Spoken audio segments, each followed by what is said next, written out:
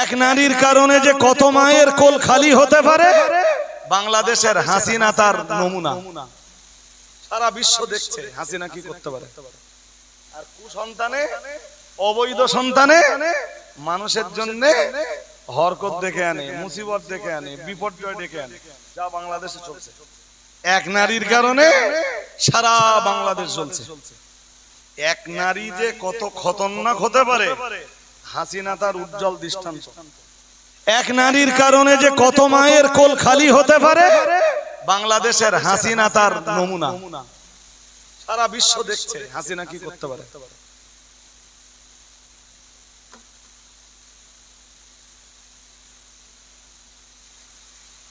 জি বাকি আমি এই কথাগুলোর এই গ্রাম্য ব্যাখ্যা যদি করি তা আরো ব্যাখ্যা করতে পারবো ইনশাআল্লাহ। আমার উদ্দেশ্য ওটা নয়। মনে আছে একটা কথা মনে রাখতে বলেছিলাম, জিবরিল যখন সুসংবাদ দিচ্ছিলেন বলছিলেন আর একটা মেসেজ আছে। মা মারিয়াম বলছিলেন কি? বলছিলেন মেসেজটা হলো আপনার গর্ভে আল্লাহ বিনা বাবায় যে বাচ্চাটা দিবেন সে হবে এই পৃথিবীতে আল্লাহর কুদরতের এক দৃষ্টান্ত, আর ওয়ালিনাজআলাহু আয়াতাল লিন্নাসি ওয়া রাহমাতান, আর সেই বাচ্চাটা হবে রাহমাত। সুবহানাল্লাহ। আমি বলেছিলাম কার জন্য রহমত, এখন বলবো না, তখন বলিনি, এবার শুনে নেন। হযরত মা মারিয়াম যখন ঈসা আলাইহিস সালামকে কোলে নিয়ে ফিরলেন, তখন ওরা জ্বালাতন করছিল খুব। ব্যাস ঈসা আলাইহিস সালামের জবান খুলে দিয়ে আল্লাহ পাক নবী ঈসা আলাইহিস সালামকে তার মায়ের জন্য বানালেন প্রথম রহমত। সুবহানাল্লাহ বলুন। কারণ মায়ের উপরে ইহুদি জাতি যে তকমাটা লাগাচ্ছিল, যে অপবাদটা দিচ্ছিল, মায়ের উপরে আরোপিত ওই অপবাদের খণ্ডন করলেন হযরত নবী ঈসা আলাইহিস সালাম বাচ্চা অবস্থায় রহমতের ভূমিকা নিয়ে। সুতরাং সবার আগে হযরত নবী ঈসা আলাইহিস সালাম তার মায়ের জন্য রহমত। এবার এখানে আরেকটা কথা বলবো, যেটা সম্ভবত আপনারা হয়তো কোনোদিন শোনেননি, আর যদি কোনোদিন কানে পড়ে টড়ে থাকে তাহলে কথাটা আরেকবার ঝালাই করে নেন, কথা কাজে লাগবে। এই পর্যন্ত লিখবার পরে মুফাসসিররা আরেকটা কথা লিখেছেন। আমরা নামাজি যারা, খুব মন দিয়ে কথা শুনতে হবে। এগুলো শিক্ষা, ঘটনার ভিতরে না কিছু শিক্ষা থাকে, চূড়ান্ত শিক্ষা। কি সেটা? আমরা যারা নামাজি, আমরা নামাজে দাঁড়ালাম, সানা পড়লাম, সানা পড়ার পরে তাউস তাসমিয়া পড়তে হয়। তাআবুস তাসমিয়া কি? আউযু বিল্লাহ আর বিসমিল্লাহ।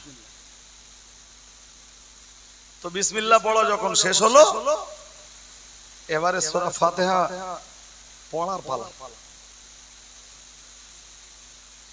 কারণ কি? নবীজি বলেন লা সালাতা ইল্লা বিফাতিহাতিল কিতাব, সূরা ফাতিহা ছাড়া কোনো নামাজ হয় না। বাকিটা লামাযাবিরা সূরা ফাতিহা ইমামের পিছনে পড়ে, আর আপনি ধরে নেন তারা তাদের যুক্তির জায়গায় ঠিক আছে, আর আপনি আপনার যুক্তির জায়গায় ঠিক আছে। আপনি যা করছেন তার পক্ষেও হাদিস আছে, লামাযাবি বন্ধুরা যা করে ওদের পক্ষেও হাদিস আছে। এবার কোনটা প্রাধান্য পাবে, কোনটা বেশি যুক্তিযুক্ত, সে তো লম্বা আলোচনা। সব আলোচনা সাইডে রেখে যেটা বলার দরকার, সূরা ফাতিহা শুরু করে কিছু দূর যাওয়ার পরেই পড়া শুরু করেছেন আলহামদুলিল্লাহি রাব্বিল, বলুন রাব্বিল রব মানে রব মানে যিনি রব তিনি আল্লাহ, কথা ঠিক আছে, কিন্তু রবের মানে প্রভু। রবের মানে বলুন তো। পৃথিবীর একটা চিত্র সচরাচর দেখবেন, আমি সূরা ফাতিহার তাফসীর বলছি না, বলো, শুধু ধরিয়ে দিচ্ছি। পৃথিবীর সচরাচর এক চিত্র দেখবেন যে প্রভু মানেই ভৃত্যের উপরে অধিকাংশ ক্ষেত্রে অত্যাচার করে।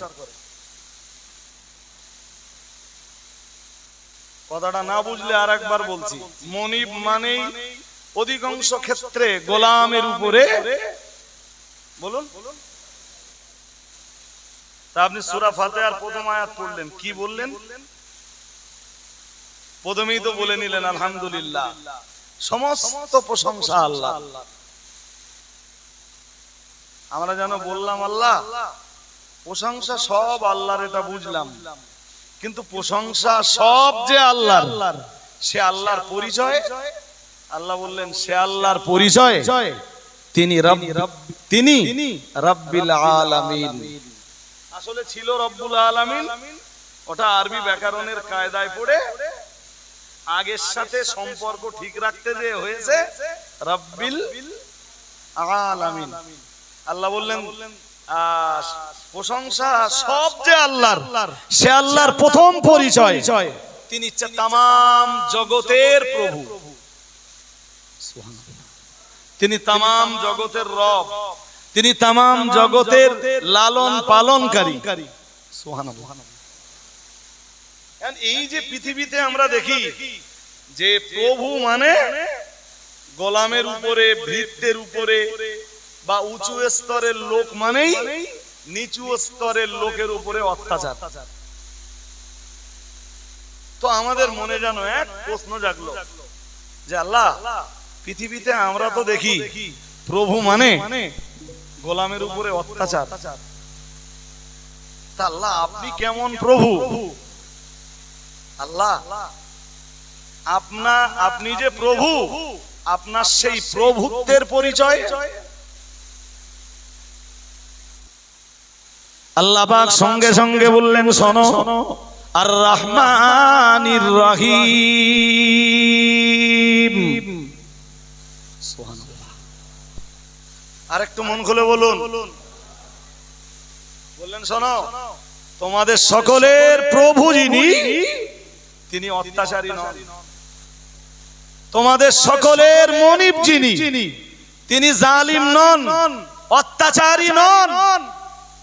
তিনি তার ভৃত্যদের উপরে, তার গোলামদের উপরে, বান্দাদের উপরে, বান্দীদের উপরে অত্যাচার করেন না। আমরা বললাম আল্লাহ তার প্রভুত্বের পরিচয়। আল্লাহ বললেন আর রহমানির রহিম। কি বুঝতে অসুবিধা হচ্ছে নাকি খুব? হ্যাঁ, এই কথাগুলো শুনে বুঝবার জন্য খুব ঠান্ডা মস্তিষ্ক দরকার। বাকি যদি আলহামদুলিল্লাহ রাব্বিল আলামিন আর রহমানির রহিম এই দু অংশের তাফসীর নেন, তাহলে অন্তত 1-1.5 ঘন্টা 2 ঘন্টা এর উপরে আলোচনা করতে হবে আমার, তবে ওই অংশগুলো ক্লিয়ার হবে যে আমরা নামাজে কি পড়ি। আল্লাহ পরিচয় দিয়ে বললেন তিনি অতীব, তিনি আল্লাহ বললেন আর রহমান, দয়াময়। পরে আবার বললেন রহিম, তার করুণারও শেষ নেই। তিনি অসীম দয়ালু, অতীব কৃপাবান। সুবহানাল্লাহ। আরেকটু মন খুলে, কে বলছে? বান্দা আল্লাহকে বলছে, আল্লাহর পরিচয় ব্যক্ত করছে। আল্লাহ আল্লাহ তিনি রব্বুল আলামিন, আল্লাহ তিনি আর রহমান, আল্লাহ তিনি আবার রহিম। সুবহানাল্লাহ। আর একটু মন খুলে, ঠিক ওই কথাটাই আছে যখন নামাজে বিসমিল্লাহ দিয়ে শুরু করেছিলেন। পড়ে দেখুন আরেকবার, বিসমিল্লাহির রহমানির, ওখানেও রহমান আছে, রহিম আছে। রহমান আছে? আগের কথাটা মনে আছে আপনাদের? ঈসা আলাইহিস সালাম তার মায়ের জন্য রহমত। এবার বুঝুন মুফাসসিররা কি লিখছেন। টোটালে 5 ওয়াক্ত নামাজে ফরজ নামাজ আছে 17 রাকাত। ফজরের 2, যোহরের 4, আসরের 4, মাগরিবের 3, 13 হয়ে গেছে না? 2 4 3, 2 4 4 3, কত হয়েছে? 13 আর 4 কত?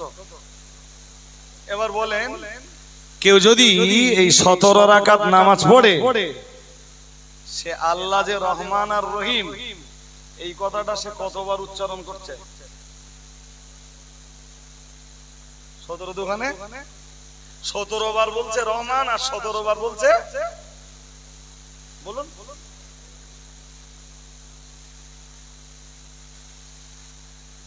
মুফাসসিররা এই পর্যন্ত আলোচনা করে